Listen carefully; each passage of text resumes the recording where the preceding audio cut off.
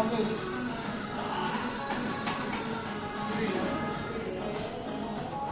Motoru alıyoruz.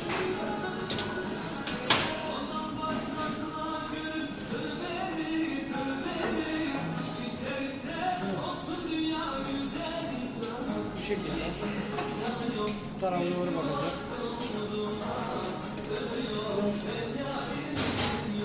Bu şekilde. Tabii şunu bağlamadım. Şöyle düşmesin.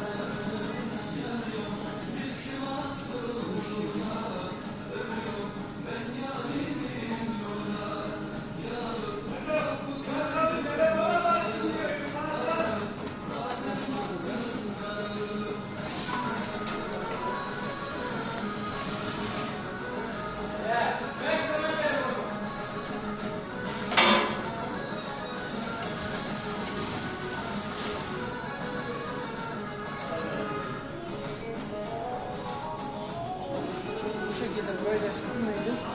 Tamam. Bunu da buradan ileri geri ayarlayabiliyorsun.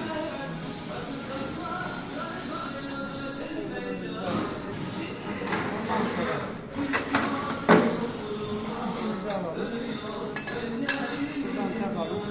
3 tane kademe var.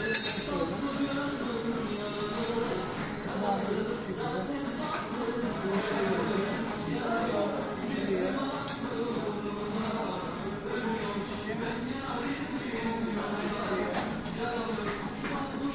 Bu şekilde.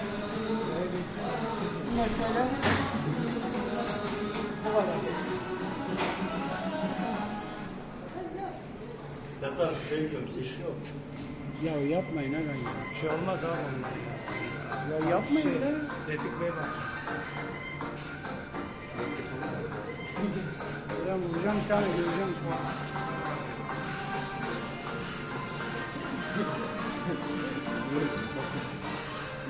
Değil mi?